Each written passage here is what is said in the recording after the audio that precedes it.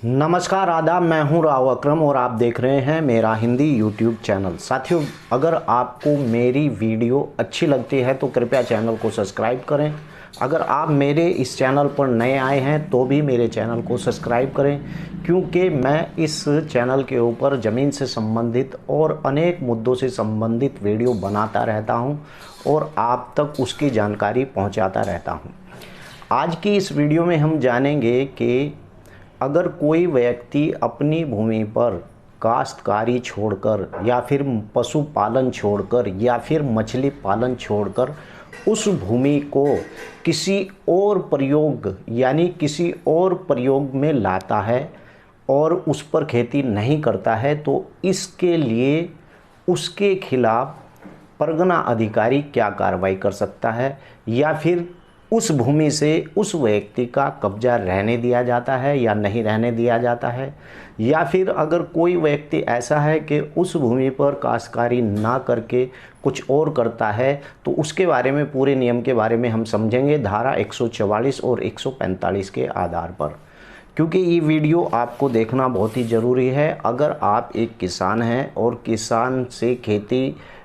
किसानी करते हैं तो आपको इस बारे में जानकारी होना बहुत ही ज़रूरी होता है। तो चलिए वीडियो को शुरू करते हैं और पूरी विस्तार से जानकारी लेते हैं। साथियों, यूँ तो भूमि किसान की ही होती है और उस भूमि पर वो संक्रमणी भूमि का अधिकार रखता है, लेकिन सरकार चाहे तो उस भूमि को ले सकती है, क्योंकि किसान की 6 इंच मिट्टी ही उपजाऊ होती है और 6 इंच मिट्टी पर ही किसान का अधिकार होता है। और किसान अगर ये चाहे कि मैं इस अपने खेत के अंदर मिट्टी उठवा दूं या वहाँ पर बड़ा बड़ा गड्ढा खुदवा दूं, तो इस काम के लिए उसे परमिशन लेने की आवश्यकता पड़ती है, क्योंकि सरकार ने वो भूमि केवल किसान को इसलिए दे रखी है, क्योंकि प्रावधान है संविधान के अंदर भी यही है कि किसान उस भूमि के ऊपर खेती करे और खेती करने का उसका पूरा अधिकार है। साथ ही आपको बताता चलूं कि खेत के अंदर भूमि के ऊपर जिसके ऊपर किसान खेती किसानी करता है उसके ऊपर 6 इंच मिट्टी ही उपजाऊ होती है, उसके बाद मिट्टी उपजाऊ नहीं होती है। पहले क्या होता था कि लोग जब खेती करते थे तो उसकी जुताई ज़्यादा करते थे, इसीलिए खाद बीज पानी की ज़्यादा आवश्यकता होती थी। अब लोग वो खेती किसानी नहीं कर रहे हैं, अब लोग टेक्निकल खेती किसानी कर रहे हैं। तो चलिए, खेती किसानी के बारे में मैं कोई और वीडियो बनाऊंगा, लेकिन आज इसी मुद्दे पर वापस लौटकर आते हैं कि धारा 144 यानी कि अगर आपने अपने खेत अपनी भूमि के ऊपर खेती ना करके और कृषि के लिए भूमि का उपयोग किसी और काम के लिए कर रहे हैं और कृषि के लिए नहीं कर रहे हैं, तो आपके खिलाफ क्या कार्रवाई हो सकती है नियम के अनुसार। साथियों, धारा 144 कृषि के लिए उपयोग, भूमि का उपयोग। यदि किसी भूमिधर के पास कोई भूमि जो कृषि, उद्यानीकरण या पशुपालन जिसके अंतर्गत मत्स्य संवर्धन और कुक्कुट पालन भी हैं, अगर किसी किसान के पास कोई भूमि है और वो उसके ऊपर इस प्रकार से जैसे मैंने बताया कि उस भूमि के ऊपर कृषि करता है या उद्यानीकरण करता है या पशुपालन या उसके अंतर्गत मत्स्य पालन या कुक्कुट पालन भी है, अगर करता है तो ठीक है, और उससे संबंधित रखने वाले प्रयोजन के लिए प्रयोग में न आ रही हो। मान लीजिए कि अगर जैसा मैंने बताया कि इसके प्रयोग में अगर जा रही है वो भूमि तो ठीक है, अगर इसके प्रयोग में वो भूमि नहीं लाई जा रही है, यानी कि खेती के प्रयोग में नहीं लाई जा रही है, ऐसे प्रयोजन के लिए यानी कि उपयोग में आने वाली भूमि हो जाए, तो यानी कि परगना अधिकारी सहायक कलेक्ट्रेट यानी जो सहायक कलेक्टर आपके यहाँ है जिसे एसडीएम बोलते हैं, स्वयं या प्रार्थना पत्र पर ऐसी जांच करने के पश्चात जो नियम किए जाए प्रख्यापन कर सकता है। नियम जो नियमित हिसाब से जो कार्रवाई होती है उस कार्रवाई को आपके ऊपर यानी कर सकता है। इसके बाद भूमिधर उक्त भूमि के संबंध में इस निर्देश के अधीन होगा। अगर उस भूमि के ऊपर उस व्यक्ति ने खेती, किसानी, कुक्कुट पालन यानी कि उद्यानीकरण यानी कि कुक्कुट पालन, मत्स्य पालन नहीं कर रहा है, इसके अलावा कुछ और कर रहा है, तो उपधारा 2 उपधारा 1 के अधीन किसी भूमि के बारे में प्रख्यापन यानी प्रदान हो जाने पर भूमिधर से भिन्न कोई ऐसे व्यक्ति के कब्जे में जिस प्रकार से उसके कब्जे में है या उसके कब्जे में कोई गाठा संख्या है, यदि वह भूमि उसके पास किसी ऐसे संविदा या पट्टे के अधीन हो जो इस अध्याय के निर्देशों के अधीन हो, तो ऐसे व्यक्ति को उस भूमि के ऊपर काबिज समझा जाएगा, जो धारा 209 के अधीन बेदखल भी हो सकते हैं। यानी कि अगर आपको वो भूमि दी गई है खेती, किसानी, कुक्कुट पालन, उद्यानीकरण के लिए और आप उसके ऊपर वो नहीं कर रहे हैं, तो धारा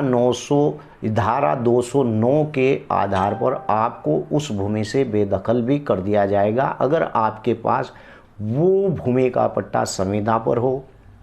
या वो भूमि का पट्टा आपने किसी से लीज पर लिया हो, तो तुरंत आपको धारा 209 के आधार पर उस भूमि से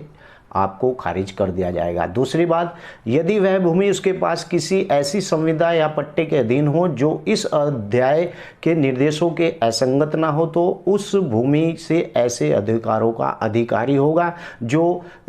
उक्त संविदा या पट्टे के निर्देशों के अनुसार अवधारित किए जाएंगे। यानी कहने का सीधा मतलब यही है, घुमा फिरा कर बात नहीं करता हूँ, कि अगर आपको भूमि दी गई है सरकार की ओर से, सारी भूमि सरकार की होती है और प्रदेश के अंदर भूमि के ऊपर कानून बनाने का अधिकार भी प्रदेश सरकार को ही होता है। वो चाहे किसी की भूमि को एक्वायर कर सकती है, लेकिन उसी मामले में एक्वायर कर सकती है अगर वहाँ पर सरकार को किसी उद्योग या किसी प्रकार का कोई ऐसा जो है मामला आन पड़ा, जैसे कि किसानों की खेती की भूमि थी, उसके ऊपर रेल के द्वारा अधिग्रहण कर लिया गया या एनएच के द्वारा अधिग्रहण कर लिया गया। जहाँ सरकार को ऐसी भूमि की आवश्यकता होती है तो सरकार उस भूमि को ले लेती है, चाहे तुम्हारी मर्जी हो या ना हो। वो कानून बदल दिया गया है कि 80% किसान की भूमि लेने के लिए उसकी सहमति चाहिए थी। वो 2014 के अंदर बीजेपी सरकार के द्वारा वो कानून ख़त्म कर दिया गया था, लेकिन अब सरकार चाहे जहाँ पर भी हो उसकी भूमि को ले सकती है। यानी कि अगर इस मामले को छोड़कर आप उस भूमि के ऊपर इसके अलावा कुछ और करते हैं तो इस प्रकार के ऊपर प्रतिबंध ये होता है कि यदि उक्त भूमि किसी भोग बंधक या विषय हो तो उक्त भूमि का बंधक के अधीन दे उसकी भूमि सुरक्षित धनराशि के साधारक उपबंधक परिवर्तित हो जाएगी और धनराशि की नियत से उसे जाने वाली दर का यानी कि ब्याज चलने लगेगा। अगर उस व्यक्ति ने उस भूमि के ऊपर खेती किसानी नहीं की है तो सरकार उससे दूसरे तरीके से लगान वसूल करेगी, क्योंकि पहले वो भूमि खेती किसानी में थी लेकिन वो भूमि बाद में उद्योग के काम में लाई जा रही है, तो उद्योग के काम लाने के लिए ऐसी भूमि का लगान भी बदल जाता है और इसका बहुत ही महंगा लगान होता है। वो मैंने एक वीडियो बनाई थी, उसके इस लगान के बारे में मैंने उस वीडियो के अंदर बता रखा है। आप चाहें तो चैनल के अंदर जाकर उस वीडियो को आप देख सकते हैं। धारा 145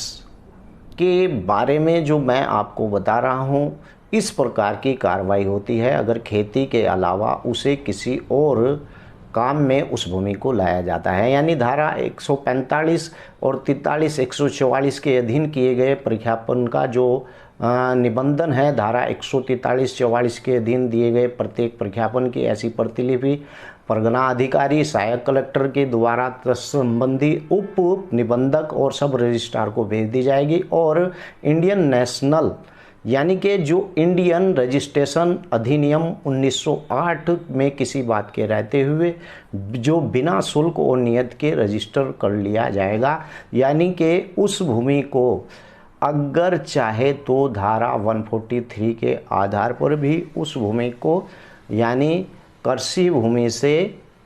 जो है औद्योगिक भूमि यानी किसी ऐसी भूमि में कन्वर्ट किया भी जा सकता है। तो मैंने आपको इस वीडियो के अंदर बताया कि अगर भूमि आपको खेती के लिए मिली हुई है तो आप उस पर खेती ही कीजिए। अगर आप उस भूमि के ऊपर खेती ना करके और सोचते हैं हमारे बाप दादाओं की विरासत से चली आ रही भूमि है, इस पर हम कुछ और कोल्हू गाड़ लेंगे या किसी प्रकार का उद्योग लगा लेंगे, तो उसके लिए आपको परमिशन की आवश्यकता ज़रूर पड़ेगी।